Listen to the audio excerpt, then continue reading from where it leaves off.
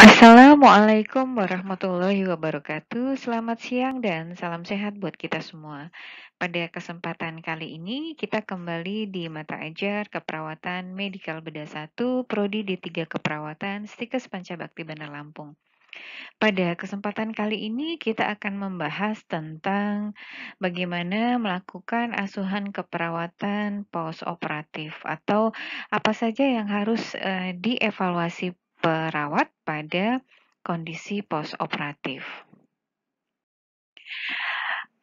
Fase postoperatif ini dimulai ketika pasien masuk ke ruang pemulihan atau sering kita sebut dengan nama recovery room dan berakhir dengan evaluasi tindak lanjut pada tatanan klinik ataupun nanti sampai di kediaman atau tempat tinggal pasien. Dan peran perawat di sini berfokus kepada pengkajian dari efek anestesi dan pemantauan fungsi vital serta mencegah berbagai macam komplikasi yang mungkin terjadi pada pasca operasi. Tahapan postoperatif ini tahapan yang pertama ini adalah ketika pasien itu dari kamar operasi kemudian masuk ke ruang pemulihan atau sering kita sebut dengan nama recovery room. Kemudian pada kondisi tersebut biasanya pasien akan dilakukan beberapa monitoring di ruang pulih rawat atau kita sering sebut tadi recovery room, di mana di sini dinilai dari mulai fungsi vital pernafasan, jantung, sirkulasi, kesadaran, dan motorik, sampai dinyatakan untuk bisa layak dipindahkan ke ruang rawat. Dan yang berikutnya adalah bagaimana proses mentransport pasien tadi dari ruang pasca pulih dari anestesi di recovery room tadi untuk ditransport ke ruang rawat. Kemudian ada beberapa hal yang kalau kita lihat bersama dalam struktur tata ruang di rumah sakit, biasanya post anesthetic care unit atau recovery room ini selalu berdekatan dengan ruang operasi. Jadi pada beberapa kondisi hal ini setting untuk memudahkan akses bagi pasien. Jadi perawat yang perawatan yang musti dilakukan oleh pasien pasca operatif ini membutuhkan beberapa perhatian khusus dari mulai dokter anestesi ataupun dokter ahli bedah. Dan di sini juga perlu beberapa alat monitoring ataupun peralatan khusus untuk menunjang sarana dan prasarana supaya tidak terjadi hal-hal yang tidak diinginkan. Kemudian apa saja yang mesti harus dilakukan oleh perawat pada ruang pemulihan atau ruang recovery room tadi? Yang pertama adalah kita upayakan untuk tetap mempertahankan jalan nafas. Jadi dari mulai mengatur posisi ya, kalau misalnya pasiennya harus muntah atau apa, tetap disiapkan suction ataupun mayo ataupun orofaringeal airway untuk tetap mempertahankan jalan nafas supaya adekuat. Yang berikutnya adalah mempertahankan bagaimana ventilasi dan oksigenasi tadi bisa berjalan dengan baik. Jadi ventilasi dan oksigenisasi tadi bisa dengan alat bantuan nafas atau oksigen ataupun dengan menggunakan nasal kanul ya. Kemudian hal yang harus diperhatikan kembali adalah bagaimana memperhatikan status sirkulasi. Jadi upaya yang bisa kita lakukan untuk mempertahankan sirkulasi darah itu tetap berjalan stabil, misalnya dengan pemberian plasma expander ataupun pemberian transfusi darah. Nah, di sini ada beberapa hal-hal yang harus kita monitoring apabila dicurigai terjadi perdarahan pasca operasi. Biasanya terjadi penurunan tekanan darah dari mulai sistol maupun diastol. Biasanya untuk sistol ini menurun ya, biasanya sampai 110 ya, kemudian sistol biasanya menurun di bawah normal, bisa 70 sampai dengan per 80 milimeter air raksa. Kemudian denyut nadi meningkat di kisaran normal, pucat ya, kulit dingin, akralnya dingin ya. Kemudian kecepatan denyut nadi biasanya lebih cepat dari biasanya dan denyutannya lemah ya.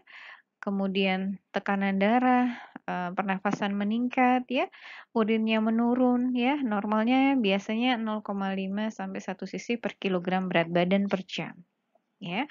Nanti kita bisa cek haluan urinnya seperti apa, kemudian adanya nyeri, kemudian adanya perembesan darah dari luka operasi ya, kemudian bertambahnya jumlah darah apabila mungkin ada drain ataupun drainase luka operasi yang ada dipasang di bagian tubuh pasien. Biasanya kisaran 4 sampai 5 mili per kilogram berat badan per jam. Jadi hal seperti tadi bisa kita monitoring untuk melihat atau mengecek adanya perdarahan pasca operasi dari beberapa komponen tadi yang sudah disampaikan. Kemudian selain itu, observasi keadaan umum ini perlu kita lakukan ya, dari mulai kesadaran, kemudian adakah muntah ya, kemudian drainase. Di sini juga perlu sekali untuk memantau status sirkulasi atau kondisi keseimbangan cairan. Kemudian di sini balance cairan ya harus kita cek untuk melihat komplikasi lebih lanjut dari mulai intake dan outputnya, dari mulai eveline ataupun output urin ataupun produk drain ya, perdarahannya berapa harus kita ukur ya per jam sampai dengan per 24 jamnya. Kemudian, hal yang berikutnya adalah tetap mempertahankan kenyamanan ataupun mencegah supaya, tidak terjadi, resiko injury. Misalnya pada pasien anestesi biasanya akan mengalami kecemasan, disorientasi ya, dan berisiko untuk jatuh. Jadi, di sini perlunya, penghalang tempat tidur atau trail ataupun, restrain ya untuk, mencegah supaya pasien itu tidak, jatuh dan berada pada kondisi yang nyaman. Kemudian, apa yang harus dilakukan perawat setelah pasien itu dipindahkan ke ruang perawatan? Yang pertama, tetap kita monitoring bagaimana pemeriksaan tanda-tanda vital ya, dari mulai tekanan darah, kemudian nadi, jantung, dan pernafasan. Biasanya pemeriksaan ini harus kita lakukan pasca pasien pindah di bangsal setelah dilakukannya tindakan postoperatif. Kemudian yang berikutnya adalah manajemen luka. Jadi kita harus amati kondisi luka pasca operasi ya. Biasanya kita lakukan di hari keempat untuk ganti balutan ya. Kalau mungkin balutannya rambas ataupun apa, mungkin kita bisa follow up ya, bisa kita melakukan pengecekan ya pada sekitar balutan ada rambas atau tidak, ada pengeluaran atau tidak, ataupun ada perdarahan abnormal yang terjadi dan ini harus segera kita lakukan penata laksanaan untuk mencegah komplikasi lebih lanjut. Dan yang berikutnya adalah mobilisasi dini. Jadi penting ya range of motion ya, latihan nafas dalam dan batuk efektif ya. Ini dimaksudkan untuk mengembalikan fungsi neuromuskuler ya. Dan salah satunya juga sangat baik sekali untuk apa namanya meningkatkan beberapa fungsi alat tubuh ya pasca operasi. Jadi mobilisasi dini itu sangat bagus sekali selain untuk meningkatkan kerja peristaltik usus dan untuk memperbaiki fungsi neuromuskuler pada tubuh pasien. Dan yang berikutnya juga rehabilitasi. Jadi rehabilitasi ini ada semacam latihan spesifik ataupun exercise ya, yang di sini kita lakukan biasanya secara berkala ya, bisa mungkin di ranah rumah sakit ataupun pasca pasiennya pulang. Jadi rehabilitasi ini dimaksudkan untuk meningkatkan fungsi tubuh ya, misalnya fungsi pergerakan, baik itu kaki, tangan, ataupun fungsi alat tubuh yang lain, ya. Jadi, rehab di sini maksudnya adalah, latihan fisik ya untuk memaksimalkan kondisi, pasien, seperti sedia kala. Yang berikutnya adalah discharge planning. Penting untuk perawat merencanakan kepulangan pasien. Jadi ada beberapa hal-hal atau poin-poin yang terkait dengan informasi ya, baik kepada klien dari keluarga tentang apa yang perlu dihindari ya, ataupun apa yang mungkin bisa dioptimalkan dengan kondisi penyakitnya ataupun dengan kondisi postoperatifnya. Kemudian, jangan lupa untuk tetap, melakukan, perawatan pasien juga, dengan tim, kurang lebih, 5 orang ya untuk, beberapa kondisi yang memerlukan, perhatian. Jadi, tetap, kita butuh yang namanya teamwork ya.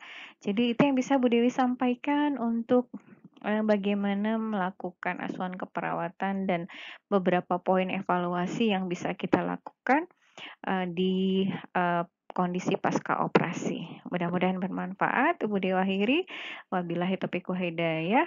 Wassalamualaikum warahmatullahi wabarakatuh. Salam sehat buat kita semua.